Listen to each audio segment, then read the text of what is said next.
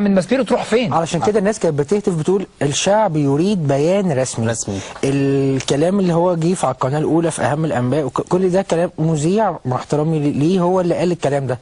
الناس البيان يا مايكل بيان رسمي من الجيش البيان يظهر ويقول بيان قوات المسلحه رقم كذا نتعهد بواحد 2 3 4 مايكل مش بوعود. انا ما ينفعش اطالب حد بوعد قاله. بس عايزه اوضح بس حاجه، انا اسفه مايكل، مهم قوي نقول للناس كده الفرق ما بين متطلباتكم دي وما بين ده. حصل السيناريو ده قبل كده في ميدان التحرير، تمام. انه البيان الرسمي صدر ومختوم بختم الجيش، لكن القصه انه صدر ولم يتم القائه عن طريق حد من الجيش او المتحدث الاعلامي للقوات المسلحه. لكن ده حصل السيناريو قبل كده في التحرير وما ارضاش الناس، فبالتالي الناس بتشوف انه ده شكل اكبر من احترام الناس اللي واقفه ورد يعني اكثر عمليه واكثر جديه واكثر تقديرا للناس، وانه يكون على لسان حد من القوات المسلحه. بس عشان نوضح انه لا هو مش وعد، هو برضو بيان، لكن الناس مش بتقتنع الا اذا سمعتوا عن طريق الجيش. الناس حقها، الناس دي المفروض ان هي ليها كل احترام وتقدير. الناس بطريقه محترمه جدا بطريقه سلميه، كانوا بيقولوا ان هي مظاهره سلميه طلبوا حقوق. لما اتكلمنا برضو اول امبارح سياده اللي هو طارق المهدي اللي هو ماسك التلفزيون دلوقتي، شخصيه محترمه جدا، طلع برضو من البلكونه يتكلم معانا. فالناس بتقول عايزين بيان رسمي، فقال لحد اطلب لي يا ابني سياده المشير على التليفون. طيب هو المفروض ان حضرتك كلمته على التليفون وقلت له الاباط عايزين بيان رسمي. طب البيان الرسمي ما طلعش ليه؟ لا هو انت فاكر يعني اطلب لي يا ابني سياده المشير على التليفون فسياده المشير يرد يقول له حاضر نعم بيان رسمي؟ في حاجات كتير. اكيد قال له العدد الموجود، اكيد قال له الناس دي طالعه مش طالعه تخرب. العدد الموجود قد ايه النهارده؟ معلش نقطه العدد الموجود قول لنا بسرعه عشان معانا تليفون. للاسف يعني مئات الاقباط شيء مستفز جدا.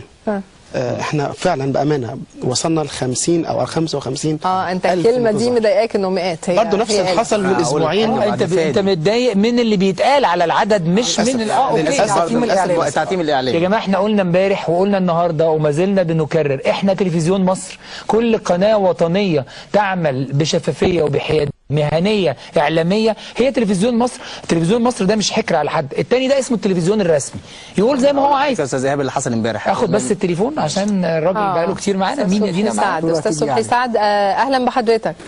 اهلا وسهلا يا فندم، مدام دينا عبد الكريم. معاك ايهاب ودينا، برنامج في النور. مساء الخير الاستاذ ايهاب صبحي، ومساء الخير مدام دينا عبد الكريم. انا ليا وجهه نظر بسيطه. ليا وجهه نظر بسيطه مع حضراتكم. ده شعب ودي ثقافه شعب. احنا امتى هنسكت؟ والامتى هنفضل تعبانين في البيت وفي الغيط وفي الشارع وفي المدرسه وفي الشغل؟ دي احتقان يا مدام، ما ينفعش فيه ثوره. الثوره يتغير فيها رئيس جمهوريه، يتغير حزب، هتتغير قلوب الناس. ما كانتش ثوره مع النفس، مع احترامي للناس الاخوه المسلمين اللي بيقدسوا الوطنيه وبيحترموا البشريه وبيقدسوا الاديان وبيحترموا الاديان. 60% من الشعب ده احتقان وتعبان. هي الثوره هتغير فيها الثوره، يعني طبعا وجهه نظر حضرتك، هو ديوان وجهه نظر. لو ما خدناش مطالبنا، معلش يا بعض اديني فرصه، لو ما خدناش مطالبنا الفتره الحاليه مش هناخدها في حياتنا. وهناس تغير وينبغي الدكتوره قبل كده. فين نصيبنا يا مدام دينا؟ معلش اديني فرصه زي بعض. انا فين نصيبنا في المجالس النيابيه؟ انا عضو مجلس محلي وكنت امين حزب سابق. فين نصيبنا وفين حقنا وفين مكاننا وفين وجودنا؟ عمالين يقللوا في عددنا 5 مليون واحنا اكثر من 20 مليون. وساعه يقول لك اصل انتوا انا اول امبارح واحد جاي لي في مش كتر خيرنا اللي احنا معايشينكم معانا. في تخلف، مفيش مسؤوليه مين؟ ما احنا بنشتم في الميكروفونات ومن الائمه ومن الخطبه وساكتين عشان نعيش. شكرا جزيلا يا استاذ صبحي، شكرا لحضرتك ووصلت وجهه نظرك. بس اسمح لي اقول لك حته صغيره كده واخد معايا سامي من شبرا الخيمه. اقول لحضرتك بس انه الثوره هتغير مش بس قيادات، الثوره هتغير فكر، بس بامانه لازم تاخد وقت ولازم كلنا نشتغل. يعني ما ينفعش ان احنا نفضل قاعدين كافيين خيرنا شرنا زي ما كان بيتقال والثوره هتغير لوحديها، احنا اللي هنغير. معانا استاذ سامي من شبرا الخيمه. الو. الو. اهلا يا استاذ سامي، اتفضل. مساء الخير يا استاذ ايهاب. اهلا يا فندم. مساء الخير يا استاذه دينا. اهلا بيك استاذ سامي احنا منورنا استاذ باسم واستاذ مايكل ربنا يسعد مع حضرتكم والشباب الموجودين مع حضرتكم في الاستوديو. ربنا يخلي حضرتك. استاذ سامي، حضرتك شاركت النهارده في المظاهرات او في الوقفه السلميه؟ لا بصراحه لسبب الظروف يعني اجتماعيه عندي في البيت فما قدرتش اشارك، لكن انا وزمايلي في الكنيسه وفي الكليه مش هننزل الكليه ولا يعني مش هيبقى اي نشاط لينا في مش هيبقى لنا اي نشاط غير ان احنا بكره ننزل ونشارك اخواتنا الاقباط بكره في ميدان التحرير، وننزل نقف معاهم لغايه لما تيجي جميع حقوقنا، كوننا ان احنا اقباط مصريين في الدوله. فاحنا لينا حقوق زينا زي اي حد مصري، كونه يعني مش لازم ان احنا يكون في مساواه بين الكل، يعني ما يبصش لاي حد ان هو مسيحي غير مسيحي، لازم كله يبقى فيه مساواه. استاذ سامي، انا فهمت من كلامك ان حضرتك مسلم صح؟ لا انا مسيحي. اصلك بتقول احنا نقف مع اخواتنا المسيحيين فافتكرتك مسلم. كنت لا انا يعني والمسلمين اخواتي وكلنا اخوات. كل الشكر ليك استاذ سامي. وبص الشباب اللي هنا انبسطوا لما انت قلت انت هتنزل معاهم، قادره احس باحساسهم، لانه دايما صاحب كلمه الحق بيبقى واثق ومتاكد انه على حق، لكن اذا ساندوا ناس واذا حد اول حق، يعني زي ما في قول شهير كده بيقول انه محتاج العدل لقوه تحميه. صحيح. فالحق كمان محتاج قوه تحميه. الحق واقف قدام ماسبيرو بيقول رجعوا الناس دي بيوتها، والقوه اللي هتحمي الحق احنا واثقين فيها، واثقين في عدالتها، واحنا واثقين في الجيش انه هيحمي الحق انه يرجع لاصحابه. طب انا بس استاذنكم هقول بس ممكن ناخد تصوني فاديه؟ سجل. عندنا تليفون. احنا معلش بناخد مجموعه تليفونات ورا بعض. تصوني فاديه من شبرا الخيمه، اهلا بيك يا تصوني. لا انا مش من شبرا الخيمه. تصوني فاديه حضرتك زوجة ابونا بلمون، كنت منورانا امبارح. تمام. اهلا بيك يا تصوني، اتفضلي. يا استاذه دينا معلش انا مش قدامي التليفون، لان انا من الصبح من ساعه ما رحنا طول لحد دلوقتي احنا ما رحناش، احنا في طريقنا كنا في واقفه في الشارع دلوقتي. طيب حضرتك كنت في سول الصبح وراجعه؟ بس. طب طمنينا على الاخبار هناك. طمنينا على الاخبار هناك يا تصوني فاديه. الاخبار مش حلوه خالص، مش حلوه خالص. ايوه، ايه اللي بيحصل؟ قولي لنا مش حلوه ازاي يعني؟ قولي لي حاجه واحده من اللي ربنا كتبها علينا على رايي هنا. يعني انا عايزه اقول لحضرتك ناحيه الجيش يعني عارف كل اللي يقدر يعمله حقيقي بامانه، يعني انا مش بقوله مجامل. احنا داخلين وفي تليفونات بالهبل بتجيلنا، يا ابونا ما تخشش البلد، يا ابونا هتموت، في اكتر من 30,000 واحد هيضربوك ما تخشش البلد. فاحنا لما قابلنا القيادات قلنا لهم القوه اللي معاكم مش كفايه. جابوا 5 عربيات امن مركزي مليانين وعربيه مصفحه وامنوا الطريق، بس قالوا لي انت تقعدي بديل الوصل انت وابنك واحنا هناخد ابونا بس. انا شبه انهارت، لكن ما كانش قدامنا حاجه تاني. ده عشان الاجتماع يا تصوني مش كده؟ اخدوا ابونا بلمون وحده من ابروشيه الجيزه كلها. كمان عشان الاجتماع اخدوا ابونا بلمون بالتحديد، عشان الاجتماع بتاع اللواءات اللي قال عليه ابونا امبارح، مش تقصدي كده؟ ايوه تمام. أيوة. مش هو رايح بمزاجه يعمل زياره تفقديه للكنيسه ولا للمسيحيين اللي لسه ما رجعوش؟ بس وحده مندوب عن المترونيه كلها، مترونيه الجيزه كلها، هم حددوا واحد بس. يعني هو كان في خطر رهيب، لكن هو يعني حتى سيدنا الانبا سيدنا قال له لو مضطرب ارجع. قال له ازاي ارجع؟ بتنفسي ومش هرجع. طيب حضرتك تصوني بتقولي ان الجيش عامل اللي عليه وزياده، ممكن توضحي لنا اكتر؟ يعني هو وقف وقال للناس ان الكنيسه دي الارض دي بتاعت المترانيه. تمام. في المترانيه مش هينفع يتعمل عليها اي حاجه تاني غير الكنيسه. تمام. فضلوا يصرخوا كلهم ويقولوا اسلاميه. مفيش كنيسه هتبقى في صور.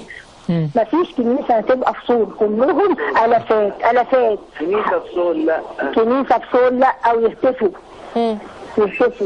بعدين ده بعد قعده يعني كبيره جدا مع الكبار بتوع البلد، ما فيهمش ولا واحد خالص غير ابونا بلمون بس، والباقي كله الناس المعتدلين. طيب ابونا بره الناس دمار. طب تصوني قولي لنا ابونا بلمون عامل ايه دلوقتي؟ ابونا بلمون كويس بس نفسيا مش كويس، لانه قلقان جدا جدا على شعبه، مرعوب على شعبه. تمام. طب هو في خبر سمعناه ان الجيش لما راح النهارده عشان يبدا البنى، في ناس من الاهالي طلعوا بالرشاشات على الجيش، فعشان كده والجيش انسحب. الكلام ده صح ولا غلط؟ لا، هو ما فيش اساسا بنى خالص، مفيش حاجه ده ابتدت. لسه بيهدوا لحد دلوقتي. تمام. مفيش بنى، دول لسه بيهدوا. لا هو مايكل بيسأل حضرتك، بيقصد الزيارة اللي حصلت ومعاها اللواء المهندس اللي راح عشان يبص على الأرض ويرفع مقاسات أو كده. عشان يعاين الأرض. أيوة. ما عرفوش يوصلوا للكنيسة أساسا. كل ده هم قاعدين في بيت واحد من الإخوان الكبار شيوخ البلد، ما قدروش يوصلوا للكنيسة. طيب تسوني فادية، حضرتك شايفة انه يعني المسؤولية دلوقتي فين، واحنا نبقى نقدر نعمل ايه ككنيسة وكدولة؟ يعني انتوا شايفين الاحداث احسن مننا لان انتوا في قلب الاحداث، اي حد في اي مكان هيكون بره الموضوع. ايه الحاجات اللي انت بتعاني منها او اللي انت بتطلبيها دلوقتي انه بصي، اللي انا بعاني منه وتعبانه منه قوي ونفسي اوصله لقداسه البابا وسامحوني، انا دلوقتي مش مدام ابونا، انا واحده من الشعب باذنكم، وما تقطعوش يعني ما تقطعونيش وما تقطعوش المكالمه من فضلكم. احنا مش عارفين هتقولي ايه، فاتفضلي. سوني فادية، احنا عمرنا ما قطعنا مكالمة على حد، قولي اللي حضرتك عايزاه. يوم الجمعة الساعة 12 الظهر جات لنا استغاثات انهم بيهتفوا وهيخشوا يهدوا الكنيسة. صرخنا وكلمنا العمدة، وبعدين كلمنا الانبا سيودوسيوس، ابونا بلمون كلم الانبا سيودوسيوس قال له سيبك ما تديش لكلام العيال ده. الشرطة ابتدت من هنا، كلام العيال ده، كلام العيال بجد.